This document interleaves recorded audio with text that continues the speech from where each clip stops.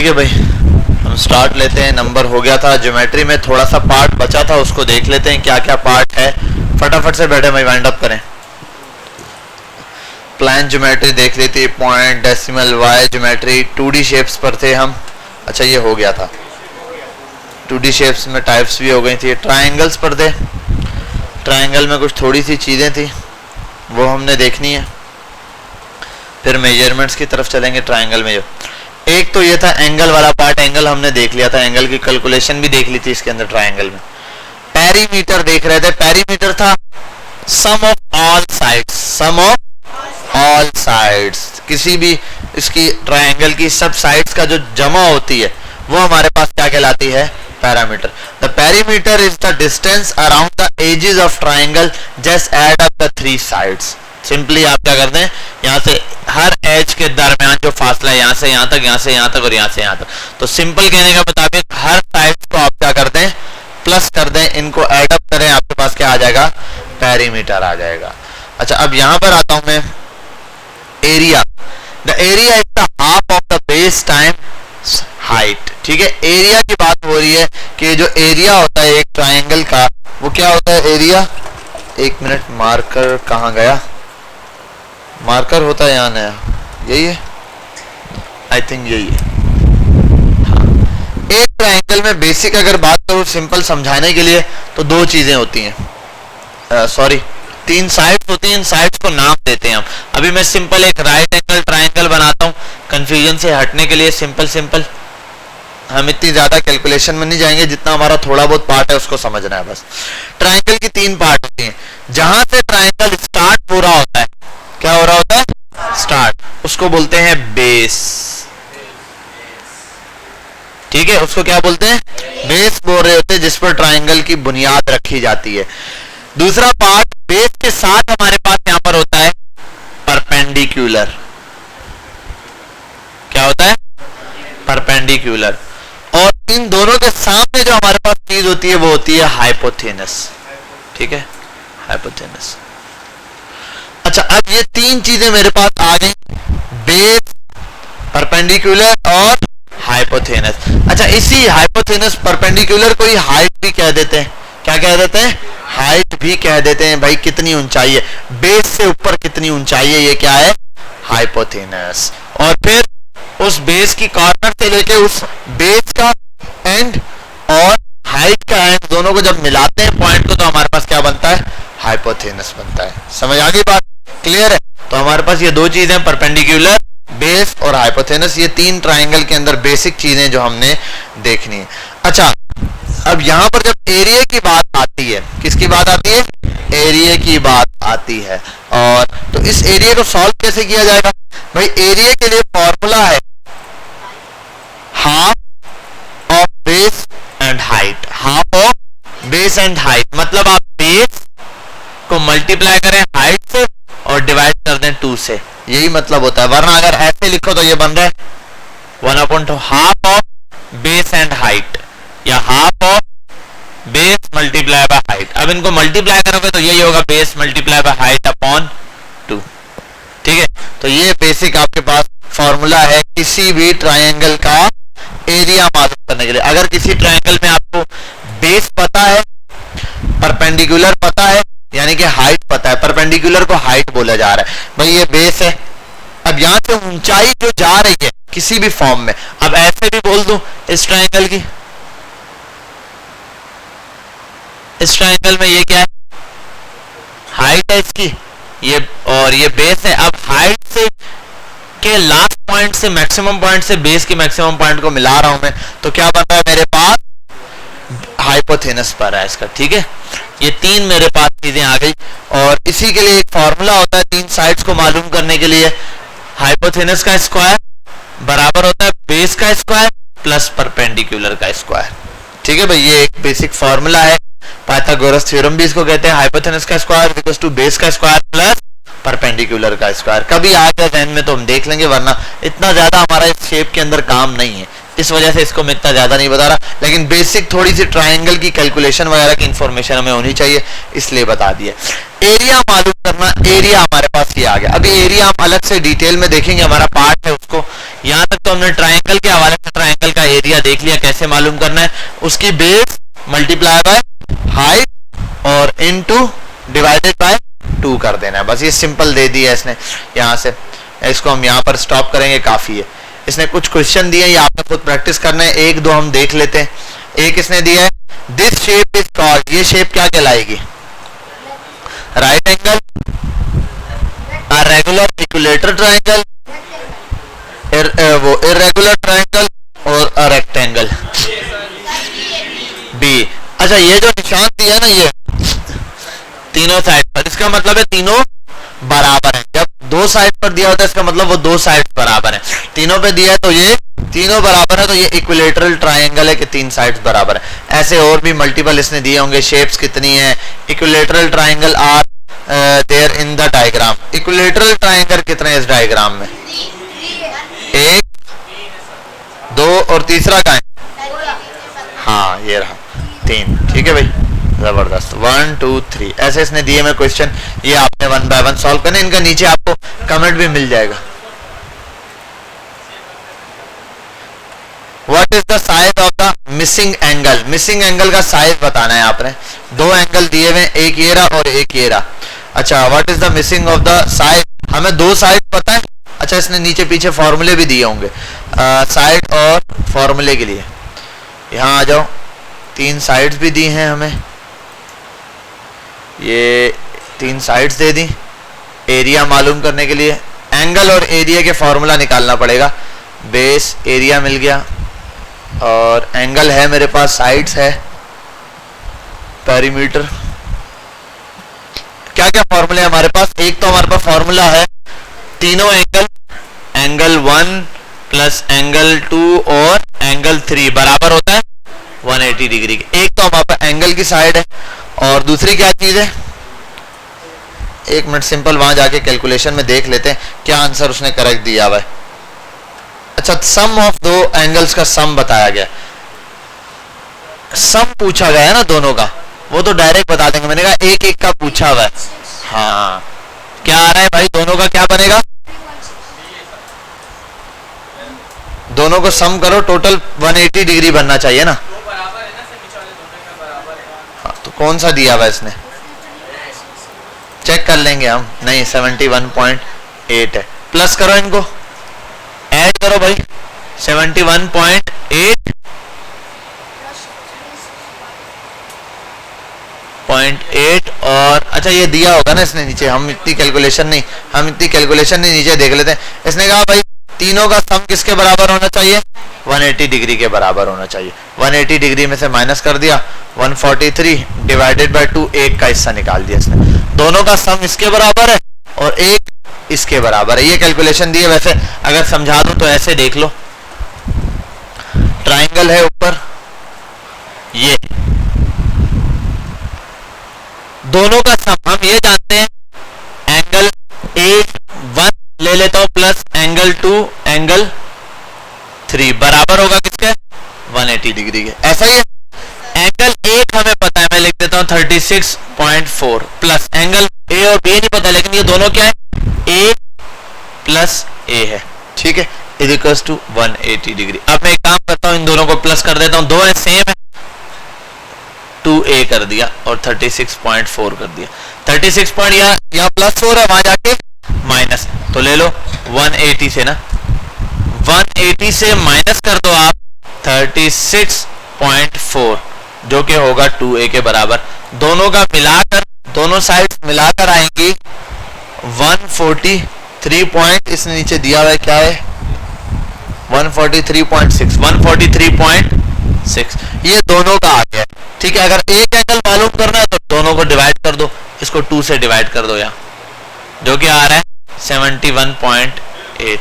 ये चीज इसने दी हुई है, सिंपल। अब यहाँ नीचे कैलकुलेशन दी हुई होगी, इतना ज्यादा एक्स्ट्रा फॉर्मूला जाते नहीं, क्योंकि हमारा पार्ट बहुत ज्यादा शेप से रिलेटेड नहीं है, इसलिए हम इसको बहुत ज्यादा डीप में नहीं देख रहे।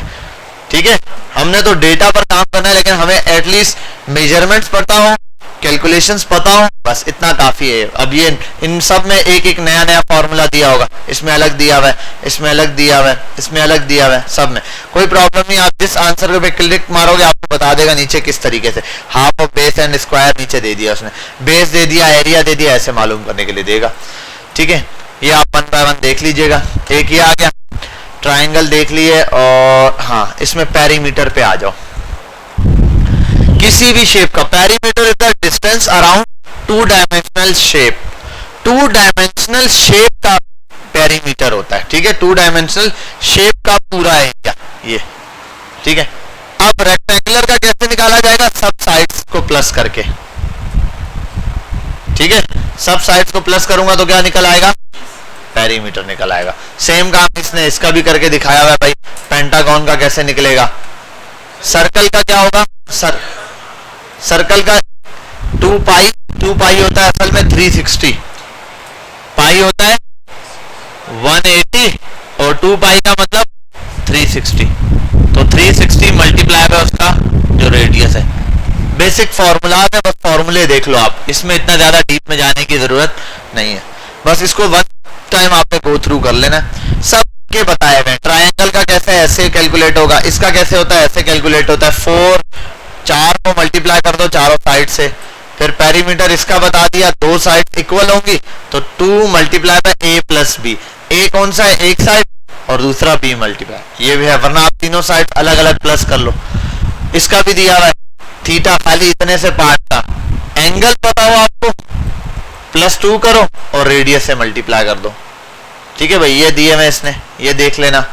अब हम आते हैं यहाँ, जो हमारा मेन काम थोड़ा सा है एरिया के रिलेटेड। एरिया थोड़ा सा काम की चीज है, उसको डिस्कस करते हैं। Area is the size of surface. किसी भी चीज की सतह का जो साइज है वो, जैसे इस एरिया में कितनी चेयर आएंगी, ये एरिया बताएगा। एक बॉक्स का ये एरिया है, यहाँ तक के चेयर उसके अंदर आ जाए, एरिया कितना है इसका। जैसे ये पूरा एक बॉक्स तैयार किया गया, इसका एरिया नापा होगा भाई, फुट बाय फुट या 2 बाय फुट, 3 बाय 2, इस तरीके से इसको क्या किया गया होगा?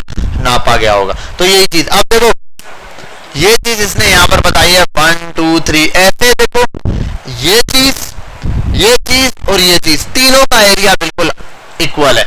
These shapes all have the same area of 9। यानी कि अगर 9 ब्लॉक है मेरे पास, एक ऐसी शेप है, एक ऐसी शेप है और एक ऐसी शेप है, तीनों फॉर्म में मैं इसको क्या कर सकता हूं? रख सकता हूं। तीनों में एक जैसा इक्वल साइज लेगा। इन तीनों में एरिया का स्टाइल डिफरेंट हो जाएगा। जैसे आप देखते हो बहुत सारी जगहों पे 80 गज की प्लॉटिंग होती है। किसकी? अच्छा, कुछ प्लॉट होते हैं 80 गज का ही, लेकिन लंबे ज्यादा होते हैं। कुछ होते हैं चौड़े ज्यादा होते हैं, कुछ होते हैं थोड़े बॉक्स की फॉर्म में होते हैं। ठीक है, होता है 80 गज ही है, लेकिन एरिया में फर्क हो जाता है। अब यहाँ पर भी यही है पूरा 9 ही, लेकिन यहाँ 9 की शेप ऐसे है, यहाँ पर ऐसे, यहाँ पर ऐसे। इसको हम अभी आगे जाएंगे तो और डिटेल में देखेंगे। Area is simple shape. ठीक है, ये दे दिया। एरिया का बेसिक फॉर्मूला ये होता है, विड्थ मल्टीप्लाई बाय हाइट। किसी भी चीज की चौड़ाई और लंबाई हमारे पास क्या कहलाती है? ये। अच्छा, ये हाइट का मतलब ऊंचाई नहीं, यहाँ हाइट का वर्ड देते हैं, असल में हम देते हैं विड्थ मल्टीप्लाई बाय ब्रेथ। ठीक है, यानी कि उसकी जो विड्थ है वो मल्टीप्लाई करनी है हमने उसकी, हाँ वो सॉरी लेंथ से। विड्थ मल्टीप्लाई बाय उसकी लेंथ, लंबाई। चौड़ाई में एक चीज आ गई, दूसरी चीज लंबाई आ गई, और तीसरी चीज होती है ऊंचाई। जिसमें ऊंचाई है वो अलग चीज है, वॉल्यूम है। तो अभी हम जैसे 2 चीजों को डिस्कस करेंगे, width multiply by half, width multiply by length. ठीक है, लेंथ मतलब लंबाई। अच्छा, फिलहाल इन्होंने दी हुई इस शेप के हिसाब से, तो इन्होंने कहा भाई इसको हाइट है, लेकिन हाइट ऊंचाई के लिए यूज होती है। अभी ये 2D शेप देख रहे हैं तो हम बोलेंगे ये इसकी चौड़ाई है और ये इसकी ऊंचाई है, क्योंकि ये भाई अप की तरफ जा रहा है। लेकिन नीचे एरिया होगा तो फिर तो जाहिर सी बात है हम उसको ऐसे ही नापेंगे। तो ये जो चौड़ी चीज है वो चौड़ाई में ले लेंगे, और ये क्या है? लंबाई में। विड्थ मल्टी, अब ये स्पेसिफिक नहीं है कि आपने पहले किस चीज को देना है, विड्थ देनी है। आपको पता है रूल, आपने इसमें रूल पढ़ा हुआ है। कौन सा रूल है भाई? जिसमें बताता है 2 मल्टीप्लाई बाय 3 या 3 मल्टीप्लाई बाय 2। हमने कुछ लॉ पढ़े थे, रिपीट मार लेना। हाँ, कम्यूटेटिव लॉ, जिसके अंदर होता था a प्लस बी या b plus a, answer same आएगा। सेम चीज 2 3 जा 6 या 3 2 जा 6 बराबर होता है। तो इसके लिए भी क्या मल्टीप्लीकेशन है, कम्यूटेटिव लॉ लगेगा। भाई किसी भी चीज को आप हाइट भी बोल सकते हो, वो चौड़ाई बोल सकते हो, किसी चीज को लंबाई बोल सकते हो। जैसे आपने किसी चीज का साइज बताना होता है तो फुट बाय फुट बताते हो, foot by 2 foot, 2 foot by 3 foot, ऐसे करके। अच्छा, अब ये एरिया किसने काउंटिंग के लिए अलग चीज बताई। अब एक बात बताता हूँ समझाने के लिए। ये जो ऊपर भी हमने 9 वाला ब्लॉक देखा था, इसकी एग्जांपल को देख लो, अब समझते हैं। एक बर्तन है या एक टैंकी है बड़ी, 500 मीटर 500 सेंटीमीटर ले रहे या 1000 सेंटीमीटर, उसकी चौड़ाई 1000 सेंटीमीटर है और ऊंचाई 200 सेंटीमीटर है। ऊंचाई कितनी है 200 सेंटीमीटर और चौड़ाई कितनी है 1000 सेंटीमीटर। ये वाली बात समझ आ गई, ठीक है। और एक और टैंकी है जिसकी ऊंचाई 1000 सेंटीमीटर है लेकिन चौड़ाई 200 सेंटीमीटर है। पानी जब दोनों में डालेगा एक जितना पानी आएगा। दोनों के अंदर लिक्विड आप ऐड करोगे, देखो एक की शेप ऐसे हो जाएगी, जिसकी चौड़ाई ज्यादा है वो ऐसे आएगी, ठीक है। जिसकी लंबाई ज्यादा है वो ऊंचाई ज्यादा है वो ऐसे आएगी। लेकिन पानी इसमें होगा, अगर यूं डालोगे आप ऐड और इसके अंदर यहां से ऐड करोगे तो दोनों में पानी वाटर जो हम ऐड करेंगे वो क्या होगा, बिल्कुल सेम आएगा। इसीलिए अक्सर देखते हैं हम कुछ बर्तन कि वो दिखने में लगते हैं यार ये तो छोटा सा, इसमें नहीं आएगा, लेकिन कोई लीटर वाला दूध वगैरह या कोई भी चीज डालते हैं हम उसमें तो पूरी आ जाती है। उसके मुकाबले एक बर्तन हमें ऊंचा लगता है तो इसमें पूरा हो जाएगा, इसमें उसमें डालते हैं वो नहीं पूरा हो पाता।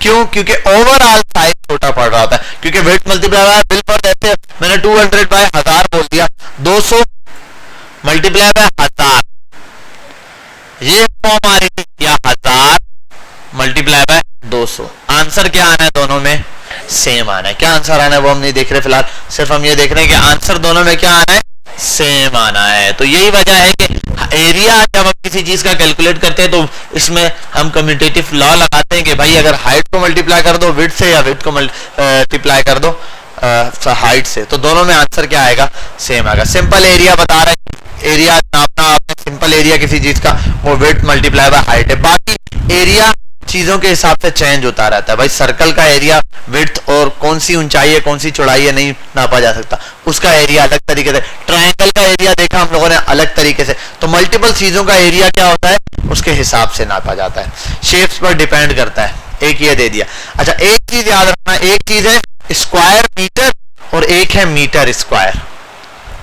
स्क्वायर मीटर में कोई चीज देना और मीटर स्क्वायर में देख लेना। इसको अब आते हैं यहाँ पे देखते हैं क्या, नहीं नहीं नहीं नहीं, दोनों में डिफरेंस बताया। Be careful to say square meters not meter squared. अगर जब आप मीटर स्क्वायर की बात करोगे, ठीक है, मीटर स्क्वायर, तो इसका मतलब आप ये बोल रहे हो, मीटर स्क्वायर का मतलब ये हो गया कि भाई ये दो जो जितने मीटर बताया गया है उसको पहले मल्टीप्लाई करो देन स्क्वायर है। 3 मीटर बाय 3 मीटर है। अगर आप 3 स्क्वायर मीटर बोलते हो तो इसका ये मतलब होता है। अब देखो दोनों के अंदर एरिया में कितना फर्क है। इसका मतलब हो रहा है कि भाई 3 मीटर स्क्वायर आप दे रहे हो, तो इसमें क्या है, मीटर स्क्वायर में 3 मीटर है एक, ठीक है, इसका आप स्क्वायर लेने की कोशिश करो तो आपको पता है 3 मीटर स्क्वायर तो बनेगा 3 3 9 और m का स्क्वायर ये बन रहा है। तो जब आप कहते हो 3 मीटर स्क्वायर तो ये बनता है, आपने कहना है 3 स्क्वायर मीटर। 3 क्या करना है, स्क्वायर मीटर, जो कि बनेगा 1 2 3, ठीक है। तो 3 आ गया और स्क्वायर तो है ही मीटर का, तो ये चीज आएगी। तो इसमें और इसके अंदर डिफरेंस है बात करते हुए। तो जब भी बात करो तो आपने अगर एरिया बताना है तो क्या कहोगे, मीटर स्क्वायर्ड, ठीक है। यहां पर आ जाते हैं, दोनों के अंदर डिफरेंस है। अगर ये वाली बात कर रहा है तो इसमें अलग रिजल्ट है, ये वाली बात करेगा तो इसमें अलग रिजल्ट है। अब आते हैं यहाँ पे, अब ये अलग अलग देखो, ये एरिया नापना बताया है इसका एक पेपर पर, इसने क्या चीज सिखाई, sometimes the square don't match the shape exactly but we can get an approximate answer. बोलता है कभी कभार हमारी काउंटिंग के हिसाब से हम बिल्कुल एक्यूरेट आंसर तो नहीं ले सकते, लेकिन फिर भी अप्रोक्स तकरीबन 1 way is more than half square counts 1 less than half square counts 0। अब से ज्यादा कोई स्क्वायर लेता है तो उसको हम क्या बोलेंगे, पूरा स्क्वायर, और अगर एक से यानी कि कम स्क्वायर आ रहा है तो उसको क्या बोलेंगे, जीरो में काउंट करेंगे। अब देखते हैं कैसे। इसने कहा 17 स्क्वायर में पास करवाए हैं। कितने स्क्वायर पास कराए? This pentagon has area of approximately 17 square. देखो इसने एक नंबर बनाया, बॉक्स बनाया, उसके अंदर इसने शेप ड्रॉ की। अब एरिया मालूम करने के लिए इसने नंबर डाल दिए 1 2 3 4 5 6, कितने बॉक्सेस आ रहे हैं। ओवरऑल इसने देखा कितने, 17 बॉक्स आ रहे हैं। इसने कहा तकरीबन कितने, तकरीबन 17 बॉक्स के बराबर है ये। अब एक बॉक्स का साइज आपको पता है, 17 बॉक्स से मल्टीप्लाई कर दो, अप्रोक्सीमेटली आ जाएगा। अप्रोक्स का मतलब होता है किसी चीज में तकरीबन, ये एस्टिमेशन का पार्ट होता है भाई, कि अंदाजा लगाना, एस्टिमेट लगाना। भाई यहाँ क्लास में कितने बच्चे, एक अंदाजा लगा देना, तो इसको बोलते हैं एस्टिमेशन। अप्रोक्सीमेट का वर्ड आता है, ठीक है। और देखते हैं कोई सेम काम इसने सर्कल के लिए किया हुआ है, और यहाँ इतनी ज्यादा हमने शेप्स नहीं देखनी। इसमें क्या दिया हुआ है, एक आध देखते हैं question. What is the area of rectangular दिया हुआ है, ये सिंपल है। ये भी एक दिया हुआ है, estimate the area of the decagon by counting square which of the following gives the best. यहाँ से गिनना शुरू करो, कितने आ रहे हैं 1 2 3, पहले तो ये बड़े वाले गिन लो, 1 2 3 4 5 6 7 8 9 10 आ रहे हैं। अप्रोक्सीमेटली भी गिनो तो ये टोटल होगा, एरिया 100 का होगा, फिर 100 में से ये एरिया निकाल लो। नहीं 66 नहीं, ज्यादा ही लग रहा है, इन दोनों में से कोई लग रहा है, चेक कर लेंगे। 66 है, ठीक है। Approximately you might have a difference, क्योंकि यहाँ भी फर्क है, यहाँ पे भी, यहाँ पे भी, यहाँ पे भी, तो थोड़ा थोड़ा निकालोगे 4 हिस्से बनता है। अब ये देखो इसने नंबर लिख के बॉक्स से अंदाजा लगाया कि भाई ये चीज पूरी आ रही है।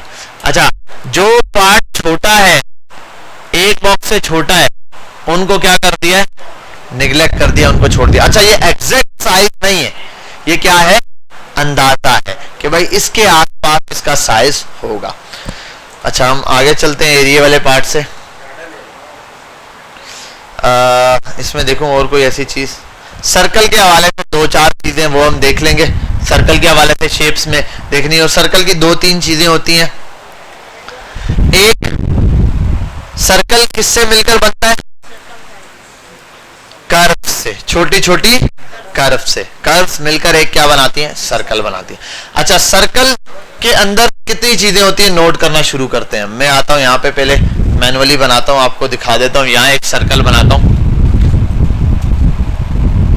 ठीक है। फर्ज कर लो ये सर्कल है, ठीक है, फर्ज करो ये क्या है, सर्कल है। अच्छा, अब पहली चीज, ये लाइन जिसने सर्कल बनाया है इसको बोलते हैं, ये लाइन जिसने सर्कल बनाया है इसको बोलते हैं सरकमफेरस। इस लाइन की बात करो गधे, ये इस लाइन से मिलकर बना है ना, ये लाइन बनी है जो, इसको क्या बोलते हैं, circumference. A line which makes circle is called circumference. वो लाइन जो सर्कल बनाती है वो क्या कहलाती है, सरकमफेरस कहलाती है। अच्छा, अब जब भी सर्कल कोई चीज कब कहलाएगी, सर्कल का हमेशा एक सेंटर पॉइंट होता है। क्या होता है, सेंटर पॉइंट। अगर कोई चीज सर्कल है तो वो कैसे पता चलेगा कि उस सेंटर पॉइंट से उसकी हर तरफ पूरे 360 डिग्री, ठीक है, 360 डिग्री का मतलब पूरा एक गोल चक्कर लगाओ तो हर तरफ से डिस्टेंस क्या हो जाए, इक्वल हो जाए, डिस्टेंस बिल्कुल बराबर हो जाए, तो वो चीज क्या है, सर्कल है। ठीक है भाई, जैसे यहां से यहां तक का, यहां से यहां तक का, यहां से यहां तक, यहां तक, यहां तक, हर एरिया तक सर्कल में सेंटर से यहां तक का फासला क्या होना चाहिए, बराबर होना चाहिए। अगर बराबर है तो वो सर्कल है, अगर नहीं है, जैसे अगर मैं ये बोलूं ओवल, ये नहीं है सर्कल, इसका भी सेंटर पॉइंट होता है, लेकिन मसला ये इसका यहां से यहां तक का फासला और यहां से यहां तक का फासला बराबर नहीं है। जब बराबर नहीं है तो ये चीज क्या नहीं है, सर्कल नहीं है। तो सर्कल के अंदर हमेशा सेंटर पॉइंट से हर तरफ किसी भी साइड पर आप सरकमफेरस तक जाओगे, क्या होगा, दांत क्यों निकाल रहे हो, दोनों खड़े हो जाओ, तुम दोनों खड़े हो जाओ, वो पीछे जाके खड़े हो जाओ, पीछे जाओ, बहस मत करो, पीछे जाओ। दांत निकाल रहे खामखा में क्लास में बैठे हुए, कोई जोक सुना रहे, हमें भी सुनाओ यार, हम भी हंसे। अच्छा, सेंटर सर्कल के किसी भी जगह पर आप पहुंच जाओ, अगर डिस्टेंस बराबर है तो वो क्या है, सर्कल है। अगर नहीं है डिस्टेंस बराबर कहीं ना कहीं से, इसका मतलब पूरा सर्कल नहीं है। जैसे कि अभी मैंने बनाया तो जाहिर सी बात है यहां से यहां तक का और यहां से यहां तक का डिस्टेंस बराबर नहीं है, तो ये अप्रोक्सीमेटली सर्कल। लेकिन अगर इसको देखो तो ये क्या है, सेंटर पॉइंट है, इसके कहीं से भी यहां से यहां तक, यहां से यहां तक, यहां से यहां तक, हर तरफ फासला क्या होगा, डिस्टेंस क्या होगा, इक्वल होगा। तो ये मेरे पास क्या है, सर्कल है। इसीलिए कंपास को हम खोलते हैं 2 सेंटीमीटर, ऐसे खोलकर सर्कल बनाते हैं, सेंटर से हर तरफ का फासला क्या होता है, 2 सेंटीमीटर होता है। अच्छा, अब लाइन के बारे में, पहली चीज सर्कल के बारे में पढ़ा, सर्कल का एक सेंटर पॉइंट होता है, वो लाइन जो सर्कल बनाती है वो क्या कहलाती है, सर्कमफेरस। एक और है,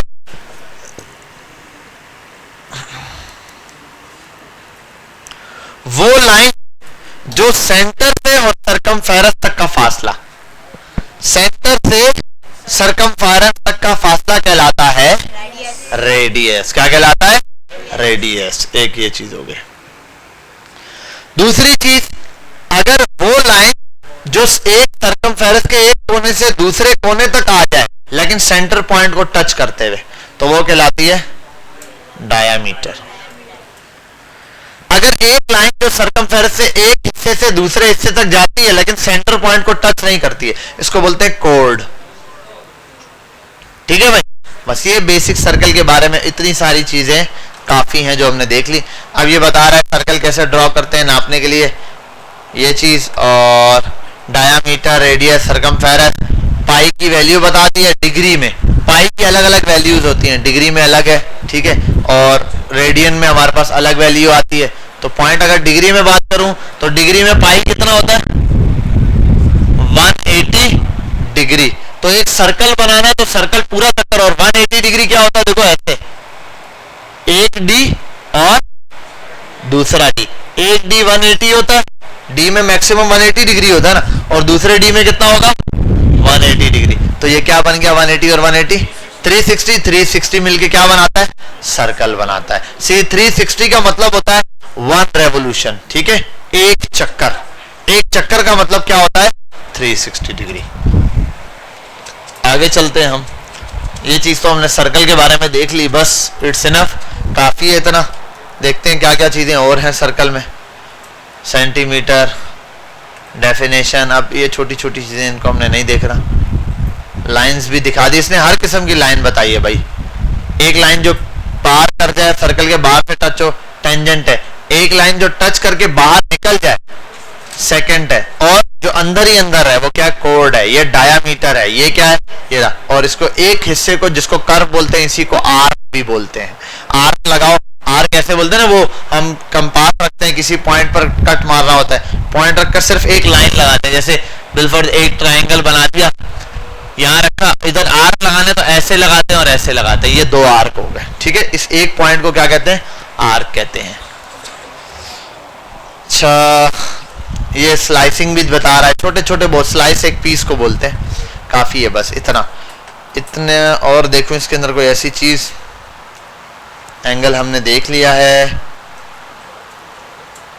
ठीक है, बहुत है इसमें हमारे पास, ये चीजें बहुत हैं, काफी है शेप्स में, इतना ज्यादा शेप में नहीं जाना। आते हैं अब हम, आज मेरा ख्याल है हम मेजरमेंट को छोड़ते हैं। मेजरमेंट थोड़ा सा बड़ा पार्ट है, देख लूं मैं, हाँ ये थोड़ा सा बड़ा पार्ट है। सबसे छोटा पार्ट हमारा अलजिब्रा है। बस अलजिब्रा सिर्फ इंट्रोडक्शन दे रहा है, क्योंकि अलजिब्रा हमारे यहाँ पर, क्योंकि अलजिब्रा की पूरी सॉल्यूशन की मैथमेटिक्स है, हमने इतनी मैथमेटिक्स सॉल्व नहीं करनी। सिंपल आते हैं, अलजिब्रा क्यों यूज करता है, हाँ निशान बन गया, खैर वो गीला कपड़ा लगेगा, साफ हो जाएगा, नहीं हुआ तो अच्छा, अलजिब्रा हम क्यों यूज करते हैं, अलजिब्रा क्या होता है, कोई बच्चा बता सकता है? ये अलजिब्रा होगा, अलजिब्रा क्या होगा, अलजिब्रा में पूछ रहा हूं। मैथ में अलजिब्रा का पार्ट कौन सा होता है? हाँ, वेरिएबल क्या होते हैं और लेटर क्या होते हैं, सिंबल क्या होते हैं। जितने अल्फाज ज्यादा बोलेगे उतने फंसते चले जाओगे। अलजिब्रा, ये अल्फाबेट, ये बच्चा ठीक बोल रहा है, अल्फाबेट हम यूज करते हैं जिसके अंदर वो, देखो मैथ के अंदर जाहिर सी बात है एक सवाल आता है जहन में, एक छोटा बच्चा होता है बिल्कुल स्टार्ट से, वो पेपर पे कॉपी पे लिखना शुरू करता है 1 2 3, हम बताते हैं उसको ये मैथ की कॉपी है, मैथ की कॉपी है, उसको ABCD लिखवाते हैं, कहते हैं ये इंग्लिश की कॉपी है, इंग्लिश की कॉपी है, फिर उसको उर्दू लिखवाते हैं, इसकी कॉपी है, इसकी कॉपी है, वो याद कर लेता है, परफेक्ट हो गया। अब अचानक से क्या मसला हो जाता है कि जब वो थोड़ा बड़ा हो जाता है या बिलफर्ज आप उसको भेजते हैं यार जाओ मैथ की कॉपी मेरी मैथ की कॉपी बैग से ले आओ, वो जाके देखता है, कॉपी उठाता है, मैथ की ढूंढता है, एक कॉपी उसको मिलती है, देखता है उसमें नंबर भी लिखे हुए, अल्फाबेट भी लिखे हुए, वापस आता है, कहता है मैथ की कॉपी थी नहीं लेकिन एक कॉपी थी उसमें सब मिक्स लिखा हुआ था। ऐसा ही होगा ना हमारी अलजेब्रा में, ये कहां पर, जहां हम अल्फाबेट्स भी यूज कर रहे होते हैं। अब मेन चीज ये है कि भाई अल्फाबेट इंग्लिश के वर्ड्स है, देखो इंग्लिश में कोई सवाल लिखा हुआ है वो अलग चीज है, वो तो सवाल समझाने के लिए, लेकिन अल्फाबेट कैलकुलेशन के अंदर अल्फाबेट यूज हो रहे हैं, तो इनका क्या काम है। तो जब कैलकुलेशन के अंदर हमारे पास अल्फाबेट आ जाते हैं मैथ्स के अंदर, तो वो पार्ट हमारा क्या कहलाता है, अलजेब्रा। अलजेब्रा का असल मकसद क्या होता है, अलजेब्रा नहीं थी स्टार्ट में तो प्रॉब्लम होती थी, प्रॉब्लम क्या होती थी, कोई बोलता था 2 प्लस डैश बराबर है 5 के, अब सॉल्व करने के लिए वो क्या करता था, या बड़ी calculation 2 plus 9 plus multiply by 4 और ये बराबर है इसके, अब वो क्या करें, यहां पर फिर क्या बनाते थे, खाली बॉक्स। अब पूरे उसमें इक्वेशन में बॉक्स बनाकर चलना, बॉक्स ले लेके चलना मुश्किल होता था, क्या होता था, मुश्किल होता था भाई बॉक्स, क्योंकि मिसिंग नंबर है ना, बॉक्स क्या है मेरे पास, किसी मिसिंग नंबर है। असल में अलजेब्रा में हम क्या कर रहे थे, मिसिंग नंबर ही फाइंड कर रहे होंगे भाई, कोई नंबर मेरे पास क्या हुआ है, मिस हुआ है, जिसको नहीं पता उसको मैं लिखूं किससे, तो हम फर्क कर लेते हैं, ये लेट करो, फर्क करो, जो मिसिंग नंबर है वो किसके बराबर है, एक्स के बराबर है। एक्स का मतलब फिलाना टिमकाना होता है ना। चलो भाई एक काम करते हैं, एक फर्क कर लेते हैं, एक शख्स है, फिलाना शख्स है, अब ये होता है ना फर्क, तो मैथ की जुबान में भी एक चीज जिसका पता ही नहीं उसके लिए क्या करते हैं, फर्क कर लेते हैं। अब फर्क करने के लिए क्या करते हैं, अल्फाबेट्स यूज करते हैं। अब अल्फाबेट एक्स का मल्टीपल चीजों में आ जाता है भाई, किस तरीके से अल्फाबेट्स को यूज करना है, क्या करना है, वो अभी हम देख लेते हैं। With computer game jumping introduction to algebra इसने दे दिया। ये what is the missing number, basic काम इसका क्या है, मिसिंग नंबर मालूम करना है कि भाई मिसिंग नंबर क्या होते हैं। इसकी जगह इजी है, okay the answer is right because 6 - 2 = easy। Well in algebra we don't use blank boxes, we use letter x y, but any letter is fine. ज्यादातर हम क्या यूज कर रहे होते हैं, x और y, लेकिन कोई भी लेटर क्या होता है, यूज कर सकते हैं। इसीलिए देखो आप एप्लीकेशन में भी तो कोई भी लेटर यूज कर सकते थे। आपने कभी लिखा है टू द प्रिंसिपल फिलाना टिमकाना and yours sincerely PQR, XYZ होता है, या कहीं कहीं ABC लिखवा देते हैं, ठीक है, लेकिन XYZ ज्यादा यूज कर रहे होते हैं। तो इंग्लिश में ना मुहावरे के तौर पे भी अगर बात की जाए तो बोलता है the X man is coming, फिलाना शख्स आ रहा है। जैसे हम बात करते हैं ना फिलाना वर्ड, तो इंग्लिश के अंदर ये एक्स मैन का मतलब होता है फिलाना शख्स, ठीक है भाई। तो एग्जाम्पल के तौर पे ले रहे होते हैं x = 6। अच्छा, अब ये लेटर्स के लिए हवाले से इसने पूरी डिटेल में बताया भाई मिसिंग नंबर में x किस तरीके से वर्किंग कर रहा होता है। असल में ये जो अल्फाबेट हम यूज कर रहे हैं इनको हम कहते हैं वेरिएबल्स। क्या कहते हैं, वेरिएबल्स का मतलब होता है वेरी करना, चेंज होना, किसी चीज का क्या होना, चेंज होना। वेरिएबल को असल में एक चीज कहा जाता है जिसको कहते हैं कंटेनर। क्या कहते हैं, कंटेनर क्या होता है, कंटेन करने वाला। आपके घर में भी कंटेनर्स होंगे, होते हैं नहीं घर में कंटेनर, कंटेनर कहाँ होते हैं भाई, कंटेनर होते हैं। कंटेनर का मतलब कोई डब्बा। आपके किचन में ढेर सारे कंटेनर होंगे, चीनी का अलग कंटेनर होगा। चीनी कंटेनर का मतलब होता है कंटेन करना किसी चीज को। बेटा यहां बात है नहीं, किसी चीज को कंटेन करना, रखना अपने अंदर। अब आप भाई चीनी का बॉक्स ले लो, वो चीनी का कंटेनर है। पत्ती का बॉक्स ले लो, पत्ती का कंटेनर है। सॉल्ट का ले लो, वो सॉल्ट का कंटेनर। ऐसे कंटेनर है हमारे पास। कंटेनर का मेन काम होता ही क्या है, किसी चीज को स्टोर करना। अब वेरिएबल बोलते क्यों है इस कंटेनर को, वेरिएबल का मतलब बॉक्स के अंदर चीजें चेंज हो सकती है। अब देखो एक कंटेनर है, अब एक कंटेनर उसमें आटा ही जाएगा बस, या और कुछ जा ही नहीं सकता, कुछ भी रख सकते हैं। तो एक वेरिएबल का भी यही होता है। देखो 2 है, 2 क्या है, कांस्टेंट है। टू कांस्टेंट है या नहीं? कांस्टेंट का मतलब हमेशा टू रहेगा। जहां पर ये चीज दिखी कभी मैं इसको बोलूंगा 2 प्लस 1 इज इक्वल टू, ये अभी 4 हो गया, 2 प्लस 1 इज इक्वल टू, अभी ये 5 हो गया। कभी ऐसा हो सकता है? नहीं हो सकता। लेकिन ऐसा हो सकता है x plus 1 is equal to 4 भी हो सकता है, x plus 1 is equal to 5 भी हो सकता है। यहां अगर x की वैल्यू 4 है तो 5 होगी, अगर यहाँ पे 3 है तो 4 हो जाएगी, है या नहीं? तो x की वैल्यू तो चेंज हो सकती है, x की वैल्यू क्या हो सकती है? चेंज हो सकती है, जैसे यहाँ पर हो रही है भाई यहाँ, लेकिन ये नहीं चेंज हो सकते।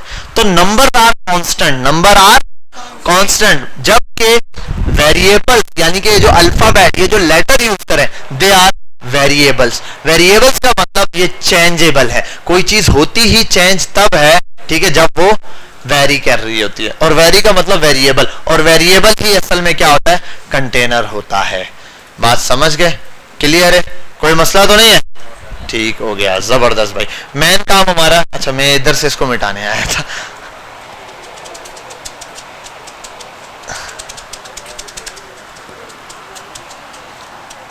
अच्छा भाई, ये इसने यहाँ पर और डिटेल में बता दिया, इजी स्टफ, लेटर यूज कर सकते हैं, एक्स वाई डी। अच्छा अब एक चीज है, अल्फाबेट में अगर मैं बात करूं एक्स के हवाले से, एक्स प्लस एक्स और एक्स इंटू एक्स बराबर है। शहजादे खड़े हो जाओ, इनका जवाब बताओ।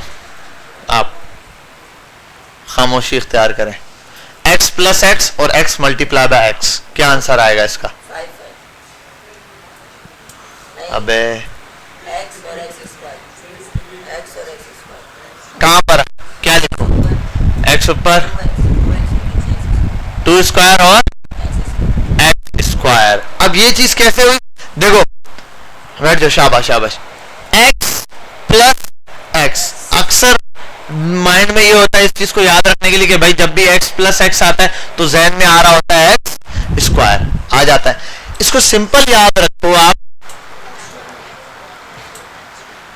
जब दो चीजें प्लस हो रही हैं, क्या हो रही है? प्लस हो रही हैं, तो सिंपल है उनके कोफिशिएंट। अब जब एक वेरिएबल की बात करूं मैं, क्या कितना टाइम रह गया है? चलो हम इसको यहाँ स्टॉप करते हैं, कल इसको डिटेल में डिस्कस करेंगे, पूरा बताना पड़ेगा एक वेरिएबल में क्या क्या चीजें होती हैं। ठीक है, हम यहाँ इसको स्टॉप करते हैं, इसी इंट्रोडक्शन को कल आगे लेकर चलेंगे, और कल हम अलजेब्रा प्लस मेजरमेंट्स ये दो पार्ट निपटा देंगे। परसों से हमने डेटा पे काम करना है बस। अल्लाह हाफिज। अटेंडेंस लेने आ रहे, बुला लो सर को।